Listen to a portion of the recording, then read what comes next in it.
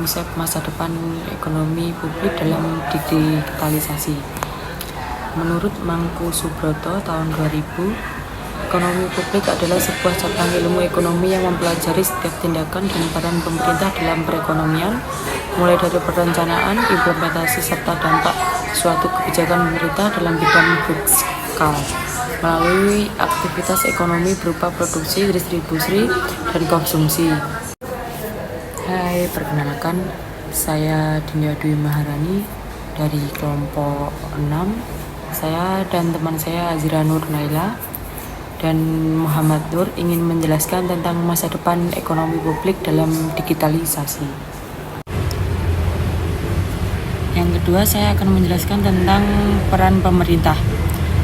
Pemerintah memiliki peran yang sangat krusial dalam mengatur dan mengarahkan roda perekonomian suatu negara, baik dari pengguna internet, pelaku usaha, UMKM, atau kegiatan konvensional lainnya melalui beberapa tindakan berkaitan dengan barang dan jasa publik, yaitu ada pemerintah sebagai konsumen, pemerintah sebagai regulator, pemerintah sebagai produsen.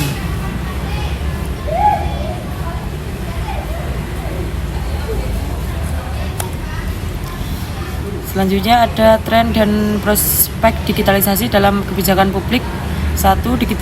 Digitalisasi mengganti teknologi analog atau konvensional dengan teknologi digital untuk meningkatkan efisiensi dan menekan biaya operasional. Yang ketiga ada transformasi digital, yaitu langkah dari awal sebuah perusahaan dalam mengubah model kerjasama bisnis antara bisnis konvensional dengan bisnis digital untuk menyediakan layanan-layanan baru yang tujuannya memudahkan masyarakat dalam berbagai aspek kehidupan. Hal ini didukung oleh tingginya minat dan permintaan dari pelanggan akan kecepatan kenyamanan layanan. Selanjutnya ada pengembangan infrastruktur digital untuk ekonomi publik. Infrastruktur digital merupakan landasan penting bagi kehidupan modern yang sangat bergantung pada teknologi. Dalam konteks bisnis, infrastruktur digital memungkinkan perusahaan pengembangan aplikasi melakukan pemasaran digital dan menjalankan toko online dengan efektif. Hal ini memungkinkan perusahaan meningkatkan efisiensi produktivitas. Menurut Mapping dan Database Struktur Indonesia 2021 dari Masyarakat Industri Kreatif Teknologi Informasi dan Komunikasi Indonesia, terdapat 1.190 struktur di Indonesia. Dari jumlah tersebut, 32,7% termasuk dalam kategori usaha general, 16,48% bergerak dalam perbuatan konten atau konten kreator, 14,59% dalam e-commerce, dan 8,52% dalam fintech atau teknologi finansial.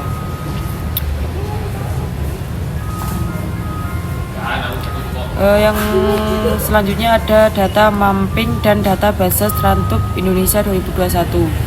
Data tersebut menunjukkan bahwa transformasi digital telah memberikan dampak positif dalam. Menurut Mapping dan Database Struktur Indonesia 2021 dari Masyarakat Industri Kreatif Teknologi Informasi dan Komunikasi Indonesia, terdapat 1.190 struktur di Indonesia. Dari jumlah tersebut, 32,7% termasuk dalam kategori usaha general, 16,48% bergerak dalam perbuatan konten atau konten kreator, 14,59% dalam e-commerce, dan 8,52% dalam fintech atau teknologi finansial.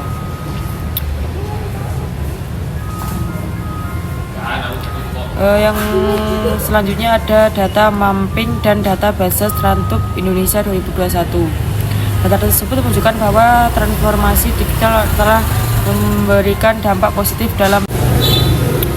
Selanjutnya ada peluang dan hambatan. Peningkatan daya saing sektor ekonomi kreatif. Yang kedua ada peningkatan kualitas produk dan layanan. Yang ketiga ada peningkatan lapangan kerja, kurangnya infrastruktur teknologi yang memadai, keterbatasan akses pendanaan, kurangnya kesabaran dan keterampilan digital.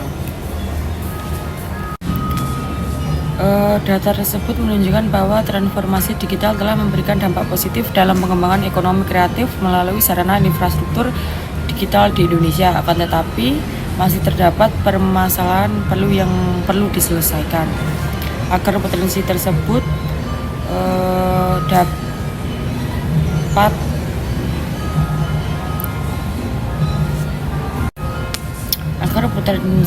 dapat terus berkembang dengan menganalisis peluang dan hambatan terkait implementasi kebijakan transformasi digital. Di antaranya satu, ada berdasarkan peluang, yaitu untuk meningkatkan daya saing sektor ekonomi kreatif. Yang kedua ada meningkatkan kualitas produk dan layanan. Yang ketiga ada peningkatan lapangan kerja. Selanjutnya ada berdasarkan hambatan. Berdasarkan hambatan yaitu ada kurangnya infrastruktur teknologi yang memadai, keterbatasan akses pendanaan, kurangnya kesabaran dan keterampilan digital.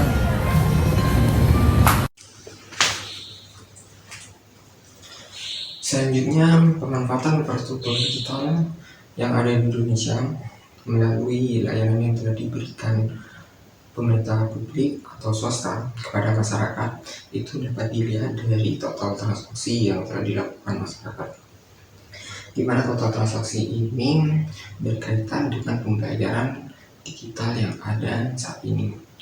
Dan menurut Bank Indonesia di tahun 2017 itu terdata sebanyak 12.375 total transaksi yang dilakukan oleh masyarakat Indonesia secara keseluruhan.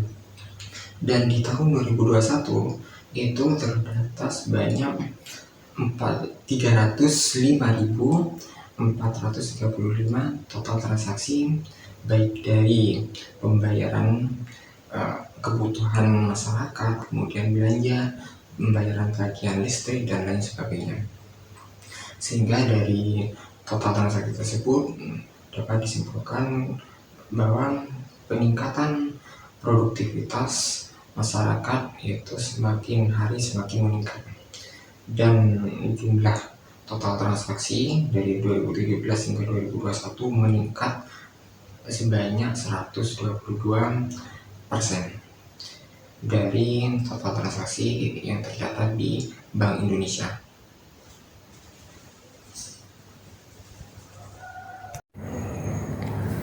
Untuk kasus yang pertama, yakni kasus korupsi pembangunan menara base transceiver stasiun 4G pada tanggal 17 Mei 2023 oleh mantan Menteri Komunikasi dan Informatika Johnny G. Plate bersama Badan Aksesibilitas Telekomunikasi dan Informasi di wilayah 3T Indonesia, yakni berada di Provinsi Papua, Sulawesi, Kalimantan, Sumatera, dan Nusa Tenggara Timur dengan pagu anggaran sebesar 28,3 triliun.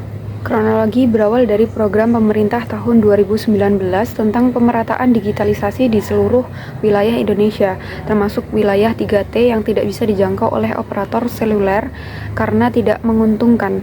Permasalahan dimulai ketika pemerintah mencairkan anggaran awal senilai 10 triliun tahun 2020, kemudian Kejaksaan Agung menemukan perubahan jumlah desa oleh Johnny G. Plate yang awalnya 5.052 menjadi 7.904 desa, tanpa adanya studi kelayakan sehingga menyebabkan biaya pengiriman material mencapai 11 triliun.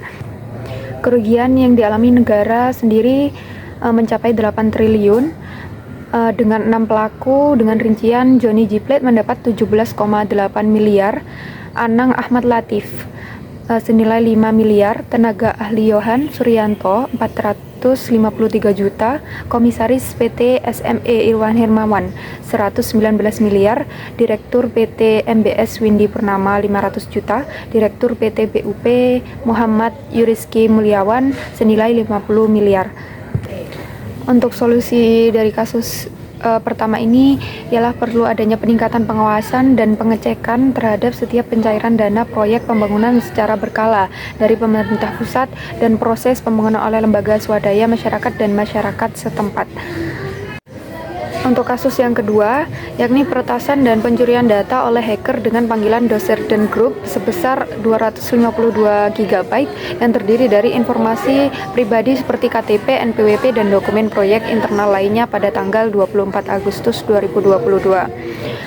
Kronologi dari kasus ini berawal dari unggahan sampel dokumen misalnya KTP dari beberapa orang dan dokumen administrasi Jasa Marga tahun 2020 pada situs Bridget.to oleh Doserden Group yang menyatakan bahwa anak perusahaan PT Jasa Marga Persero yaitu PT JMTO mendapatkan laba bersih senilai 1,62 triliun pada tahun 2021 yang tujuannya menyabotase pembangunan negara berkembang, di mana pembangunan Indonesia sebetulnya tidak sesuai dengan apa yang ditetapkan dan dalam perjanjian kontrak pembangunan, sehingga para hacker kesal dan menjual informasi mengenai proyek pembangunan yang sedang dikerjakan kepada masyarakat global.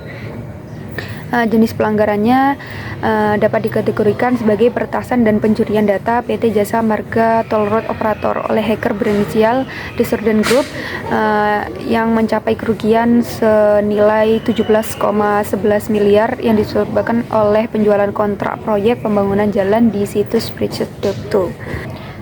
Solusinya untuk kasus 2 sendiri adalah mematikan server, kemudian pemindahan sekaligus pemulihan data internal ke server atau penyimpanan lain. Setelah itu perlu adanya perbaikan terkait keamanan perangkat lunak Microsoft Office yang menjadi aplikasi pengolahan kata, angka, atau presentasi dari setiap pengusaha seperti upgrade firewall pusat untuk memantau, memberikan izin atau mematikan akses terhadap lalu lintas jaringan yang tidak sah secara terpusat pada pusat data induk perusahaan.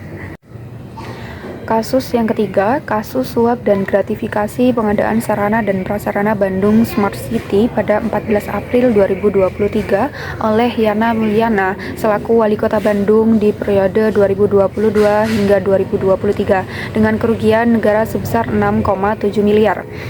Kronologinya, pengaturan pemenang tender pengadaan layanan seperti CCTV dan jasa internet untuk perangkat server serta CCTV. Sony Setiadi selaku CEO perusahaan Sivo memberikan suap dan gratifikasi kepada beberapa pejabat pemerintah Kota Bandung untuk membuat semua orang senang.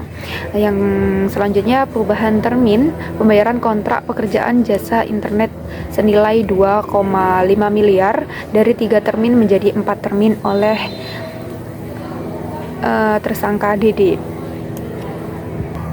Negara mengalami kerugian senilai 6,7 miliar dari dana proyek sejumlah 43, miliar dengan sederet 8 pelaku, yakni Yana Mulyana selaku Wali Kota Bandung, Dadang Dermawan Kepala Dinas Perhubungan Pemerintah Kota Bandung, Khairi Rijal selaku Sekretaris Dinas Perhubungan Pemerintah Kota Bandung, Asep Staf Dinas Perhubungan Pemerintah Kota Bandung, Andri Susanto Ajudan Wali Kota,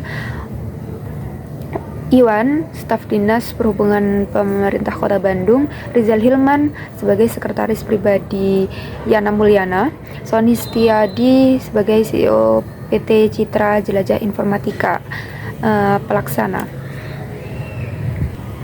Solusi dari kasus 3 sendiri ini perlu adanya peningkatan penyeleksian, persyaratan dan pemeriksaan berkas terkait administrasi terhadap setiap pelaksanaan tender proyek pembangunan daerah agar ketaatan penggunaan dana pembangunan tidak disalahgunakan oleh pejabat pemerintah daerah setempat. Kasus keempat, kasus selanjutnya yakni kasus manipulasi data kepesertaan BPJS Ketenagakerjaan melalui aplikasi Smile milik BPJS Ketenagakerjaan di Sulawesi Tengah pada 19 April 2022. Kronologi kasus sendiri berawal dari MDA yang mengumpulkan data pemegang kartu peserta jaminan sosial melalui grup media sosial Jawa Barat sebanyak 308 data warga mampu dimasukkan dalam aplikasi Smile milik BPJS sekitar bulan September 2021 dengan bantuan YDS selaku operator Smile pada BPJS Tenaga Kerja di Parigi Moutong. Dari 308 data yang sudah dirubah, telah dilakukan klaim sebanyak 292 KPJ, sehingga berakibat BPJS memberikan klaim tidak tepat sasaran atau terjadi double claim, dan akhirnya BPJS Ketenagakerjaan mengalami kerugian sebesar 3,23 miliar. Pelanggaran dapat dikategorikan sebagai tindakan manipulasi data pada aplikasi Smile terkait identitas data pemegang kartu peserta jaminan sosial tidak sesuai data kependudukan, dapat melingkupi beda nama, data ganda, dan lain sebagainya. Untuk solusi kasus keempat ini adalah perlu adanya peningkatan pengawasan dan pemeriksaan terhadap data pencairan dana bagi masyarakat kurang mampu secara langsung oleh penanggung jawab program. Kasus yang kelima, yakni kasus suap dan gratifikasi mengenai perekayasaan nilai pajak pada tanggal 26 Januari 2022 dengan tersangka Wawan Ridwan yang kini menduduki jabatan sebagai Kepala Kantor Pelayanan Pajak Bantaeng, Sulawesi Selatan, dan Alfred Simanjuntak sebagai pemeriksa pajak di kantor wilayah DJP Jawa Barat 2, serta pembantu tersangka Muhammad Farsya Kausar selaku anak kandung dari Wawan Ridwan sendiri. Kronologi kasus berawal dari Wawan dan Alfred menerima suap masing-masing senilai 660.250 dolar Singapura atau senilai 6,4 miliar. Suap itu diterima dari 3 pihak, yaitu PT Bank Pan Indonesia Panin melalui laporan pajak tahun 2017 dengan kewajiban pajaknya senilai 900 juta menjadi 300 juta. PT Chunlin Baratama dengan cara perekayasaan kekurangan bayar yang awalnya 19,49 miliar menjadi 10 miliar. PT Gunung Madu Plantations meminta tim pemeriksa pajak membuat nilai kewajiban pajak bernilai 19,8 miliar, sedangkan aslinya lebih dari nilai tersebut. Jenis pelanggaran yang dimaksud dapat berupa perubahan kewajiban pajak dan perekayasaan nilai wajib pajak.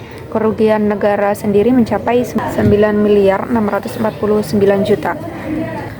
Solusi untuk kasus yang terakhir ini adalah perlu adanya pengawasan dan controlling baik secara langsung melalui penanggung jawab keuangan setiap perusahaan swasta atau publik atau secara tidak langsung dengan cara melakukan pemeriksaan laporan keuangan serta bisa dilakukan audit internal setiap periode laporan keuangan. Selanjutnya pada bab kesimpulan, bahwa masa depan ekonomi publik dalam digitalisasi secara umum dapat ditentukan dari sebuah inovasi yang dilakukan oleh setiap pelaku usaha, UMKM, perusahaan, atau organisasi dalam pembuatan sebuah keputusan jangka panjang dengan tujuan peningkatan pendapatan individu atau kelompok, di mana inovasi secara otomatis lahir berdampingan dengan kemajuan teknologi, sehingga infrastruktur teknologi berperan penting untuk meningkatkan kesejahteraan masyarakat, terutama melalui pelayanan e-commerce, dan pada akhirnya kemudahan akses perekonomian digital mampu mendorong pertumbuhan ekonomi publik secara langsung tanpa mengurangi penghasilan masyarakat.